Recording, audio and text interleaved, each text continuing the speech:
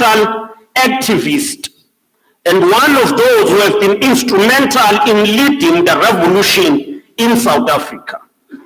He's working in resolving a number of questions of development, especially when it comes to skills and the capacity of the state in his capacity as the chairperson of Human Resource Development Council.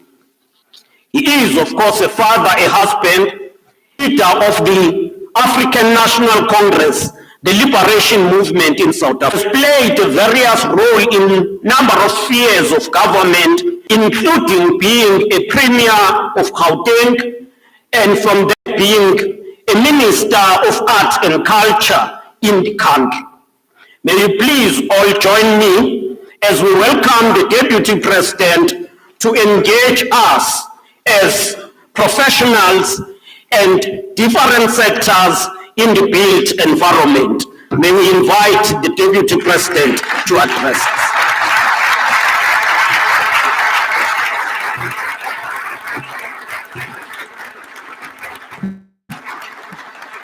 Thank you. Thank you very much, Minister, for the introduction.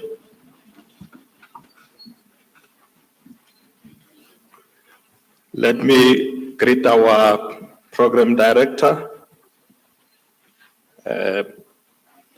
Umam Buteles.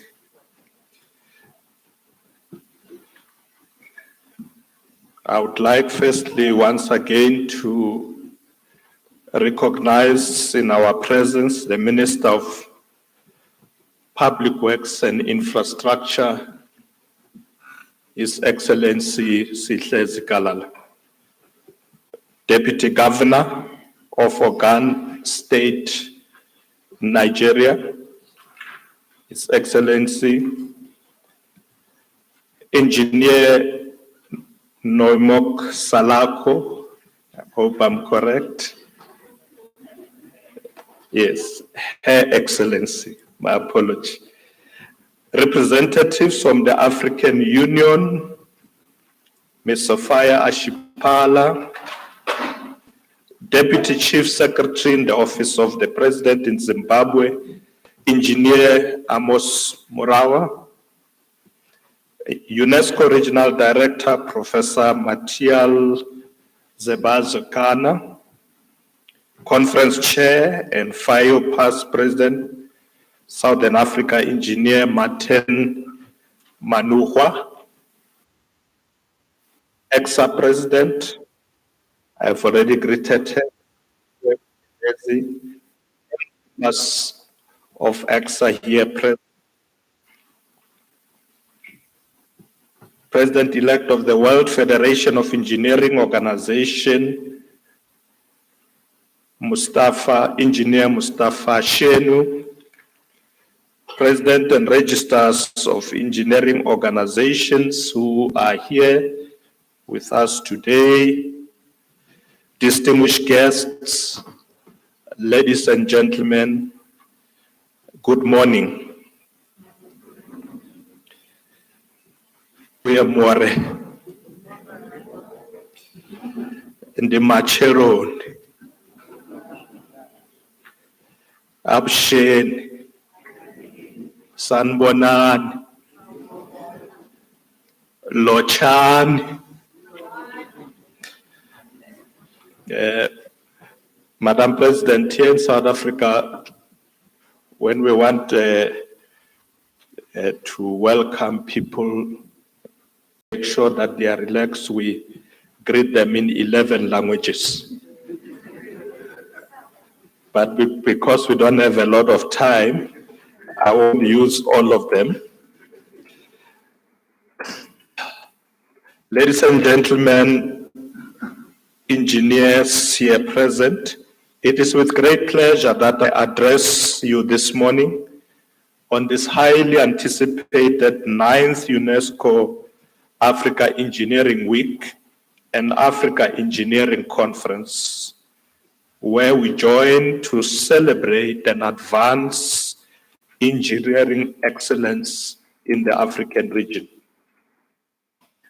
I want to express my heartfelt gratitude to the Federation of African Engineering Organization Executive Board for allowing the Engineering Council of South Africa to organize this week-long program. We would also like to warmly welcome renowned experts and thought leaders from the public and private sectors who will share sectoral knowledge and experience, as well as groundbreaking research and innovative ideas. Your valuable insights and expertise will drive discussions on shaping more sustainable and brighter future for Africa through engineering excellence. The theme for this year's conference, Celebrating and Growing Engineering Excellence in the African Region, resonates deeply with Agenda 2063, which harnesses the potential that lies within the continent and uses it as a lever for change in the continent and globally. The conference, aligned with its designated theme, aims to convene individuals from engineering field to recognize and comprehend the developing technological advancements and industry patterns in the African continent. It further seeks to celebrate engineering excellence in the African continent, which boasts engineering innovations that are researched, designed, created, and maintained by the same professionals in the continent. Africa's vast land mass and rich natural and mineral resources make it strategically important and an increasingly significant global player. It is also a dynamic and young continent with the population aged 15 years and younger, compared to a global average of about 25% in 2022. Thus, Program Director, as a continent, we must leverage this enormous potential by strengthening our efforts towards attaining the African Union Agenda 2063, which includes elevating Africa through improved education and applying science and technology in development. Ladies and gentlemen, fellow engineers, engineering is a backbone of society and plays a role in shaping the world. As a scientific practice, engineering drives technological advancements, infrastructure development, and of course, economic progress. Behind every remarkable architectural achievement, whether it's towering structures or intricate technological devices, is a profound expertise and innovative thinking of highly skilled personnel, especially engineers. In the African continent, our engineering capabilities exhibit remarkable breadth and depth. Throughout history, African engineers have left an indelible mark on our continent, from the pyramids of the Great Mosque of Guinea. Today, African engineers play a crucial role in shaping our future. They are at the forefront of groundbreaking projects, addressing pressing challenges in energy, water, transportation, freight and logistics, and also in the communication sector. Over the past 50 years, there has been massive infrastructure development in sub-Saharan Africa, which has had and will have much impact on Africa's economy and the well-being of its people. According to the Africa Infrastructure Development Index, South Africa ranks in the top 5 countries in Africa with the best public infrastructure, alongside Seychelles, Libya, Egypt, and Mauritius. This is a crucial development index because Africa infrastructure development plays a key role in ensuring fast economic growth and alleviating poverty, and of course, must be prioritized across the region. We still need to do much on this development index as a continent. We must remember that infrastructure investment has always been a crucial step for development, leading to many nations changing the trajectory of their economies during economic turmoil. Since the 1930s, and particularly after World War II, economists have recognized the need for innovative and sustainable interventions to kickstart economic growth. Developing nations have long argued that investing in infrastructure has a positive economic impact, which remains vital for economic recovery. Considering that our continent is plagued by numerous socioeconomic challenges, such as access to water, food, energy, amongst other things, it is therefore necessary that we also emphasize the importance of infrastructure as a way to address some of these challenges. Investing in a world-class infrastructure contributes significantly to improving the quality of lives of citizens, as well as the competitiveness and attractiveness of countries, regions, and cities.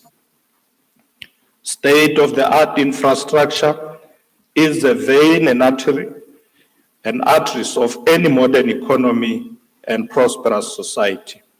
Equally, sustained investments in public infrastructure can also serve as a stimulus for growth, for employment creation, spatial transformation, social integration, and connecting communities and linking producers and markets.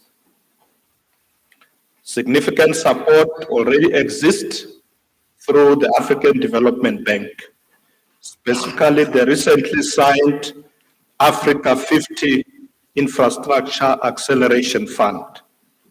The Development Bank of South Africa and governments across the continent have committed to achieving growth through an infrastructure transformation agenda that creates possibilities for the African Continental Free Trade Agreement to thrive. Thus, as you deliberate over the next few days, ladies and gentlemen, it is prudent to consider how, as leading engineers in the continent, you can contribute to the African Union's shared vision of economic integration and transformation in specific and more compelling ways. Perhaps it may be vital that you think about ways to fast-track developments in the rail network, road infrastructure, to quicken the efforts towards the ease of movements of products from Cape to Cairo. For example, this conference also allows us to collectively explore the avenues of integrating economic activity across the continent. This, of course, requires, amongst other things, acknowledging the strides made in engineering but also considering more robust and global approach of cultivating excellence in the field. In the vast continent of Africa, engineering education has encountered numerous formidable challenges that have hindered its progress and development. These challenges encompass a wide range of issues, including but not limited to insufficient funding and resources in quantity and quality. Various reports in academia and public discourse have also highlighted the limitations in diversity and inclusion, particularly regarding the inclusion and the retention of women and other marginalized groups. The engineering industry still struggles to retain its female workers and professionals. Although there have been notable changes in the consulting engineers industry to drive more inclusivity and diversity. I'm happy, Minister, to say that in South Africa we are led by women in this sector.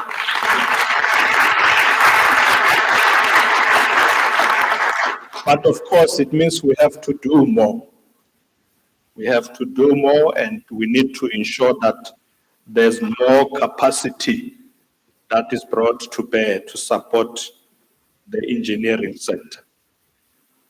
Program Director, additionally, the scarcity of adequate facilities has further exacerbated the situation, making it even more difficult for aspiring engineers, especially those among the underrepresented demographic groups, to receive the necessary training and opportunities in the sector. It is therefore essential to bridge the gaps in our education system, promote research and development, and foster an environment that enables inclusivity and professional growth for engineers already in the field, allowing not only engineering practitioners, but also academic and training pipeline trainers. One of the key ways to achieve this is through collaboration and knowledge sharing.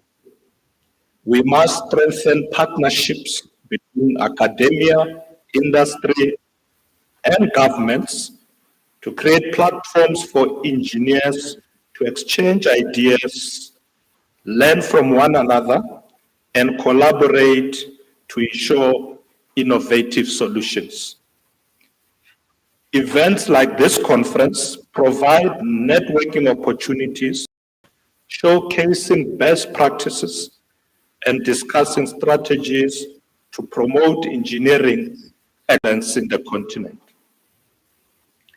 Furthermore, we must inspire and empower the next generation of engineers by instilling passion for technology, engineering, and mathematics STEM in our youth.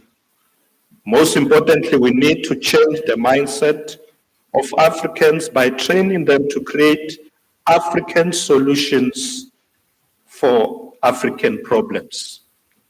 This way, we may involve establishing specialized engineering training programs tailored to the continent's unique challenges.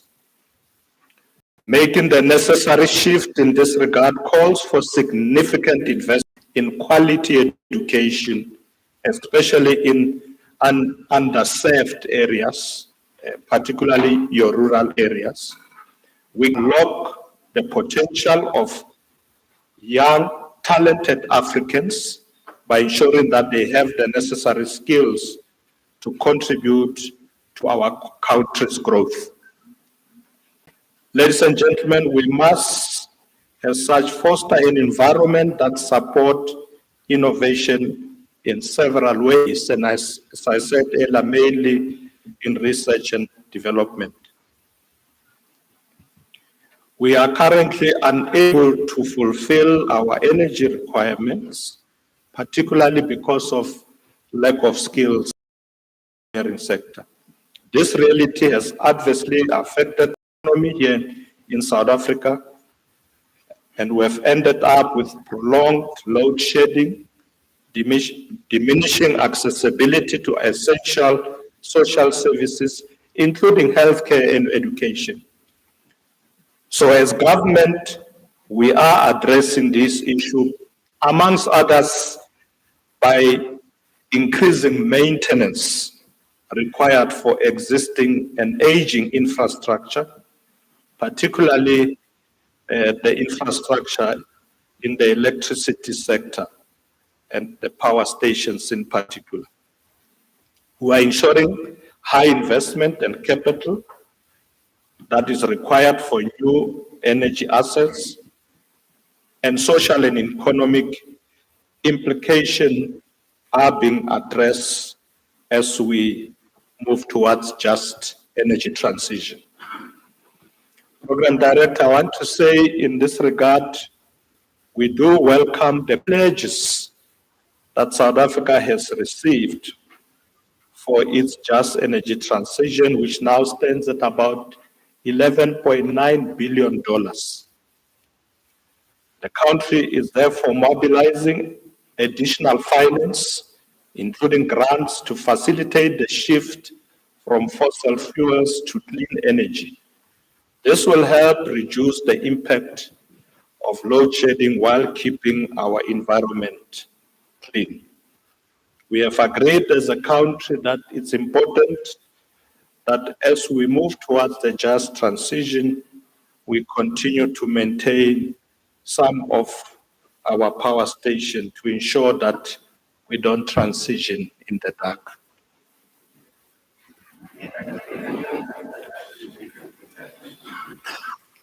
But we will get there.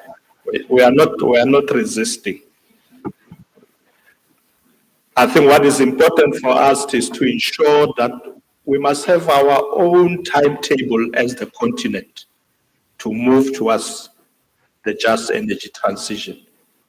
Let our agenda not be set by others. It must be set by us in the continent. So, ladies and gentlemen, as a South African government, we have committed to prioritizing investment in infrastructure. I'm therefore pleased that during the Federation of African Engineering Organization annual conference in Kigali, Rwanda, on the 27th of January 2022, there were notable resolutions taken to closely lobby for partnership with the African Union. We support that.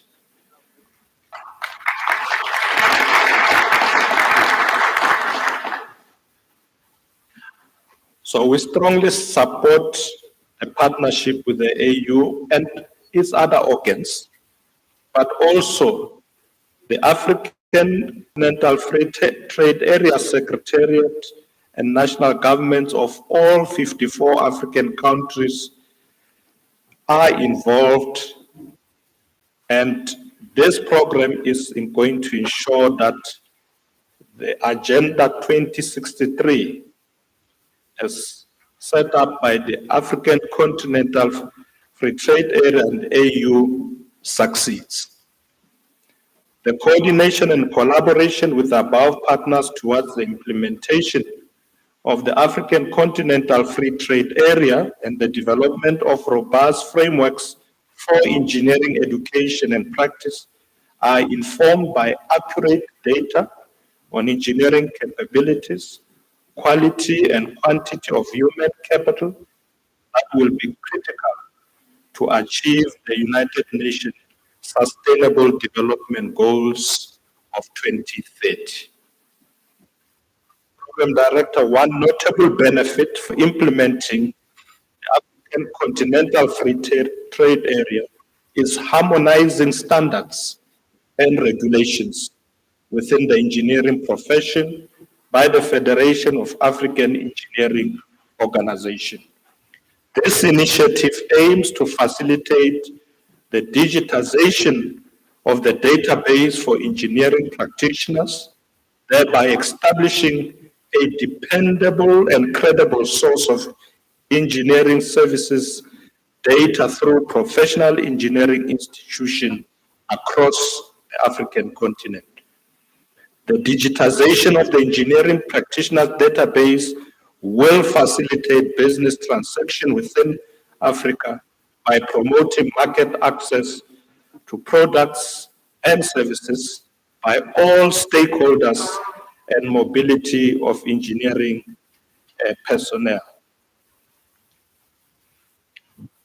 Ladies and gentlemen, as we embark on this week-long celebration and conference, let us renew our commitment to engineering excellence in the continent.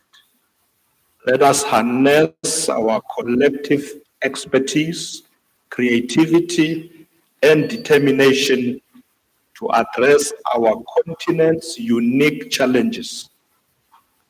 Together, we can pave the way for a future where engineering is central to Africa's growth and prosperity. As the government of South Africa, we believe you will emerge from this conference with mechanisms to inform better, direct policy, and collaborate with us to identify more efficient ways to fund projects in your sector. I conclude, therefore, ladies and gentlemen, by saying, let us seize this opportunity to celebrate our achievements, learn from one another, and forge a path towards a brighter future through engineering excellence in the African continent. I thank you very much.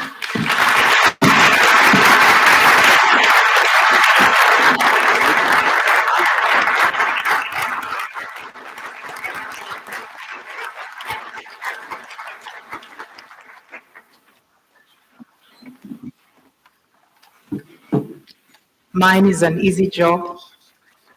His Excellency, the Deputy President, Honorable Minister, Sikle Zikalala, all distinguished ladies and gentlemen of engineering organizations, I'm here to give a vote of thanks on your behalf. As the CEO of Engineering Council South Africa,